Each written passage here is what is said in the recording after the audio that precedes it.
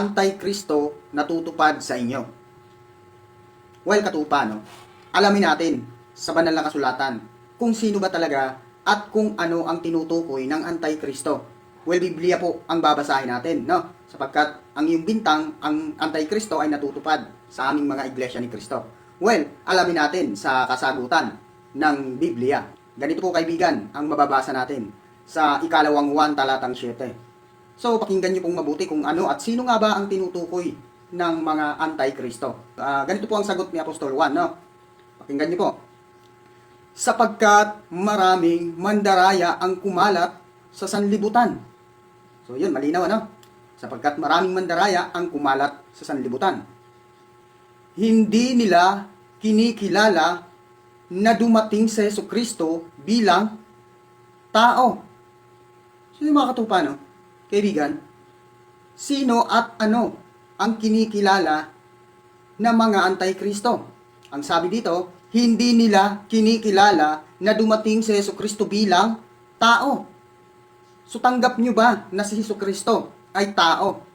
Hindi po ba ang pagkakakilala nyo sa ating Panginoong Jesucristo ay Diyos?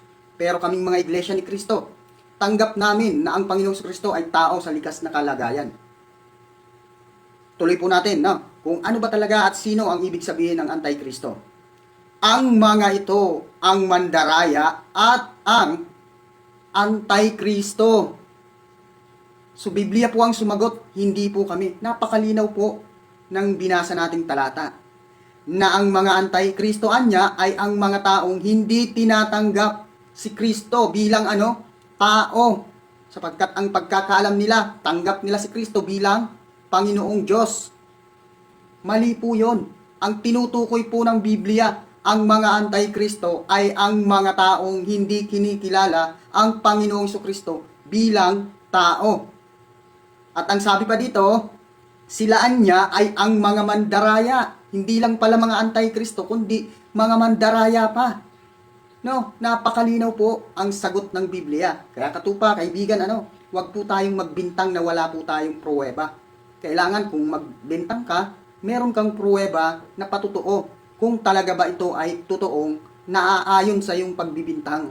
Wala pong katotohanan. Malinaw po ang sagot ng Biblia na ang Antikristo ay ang mga hindi kinikilala ang Panginoong Jesucristo bilang tao. Sila niya ay mandaraya at mga Antikristo. So malinaw po na alam mo na kung sino yon.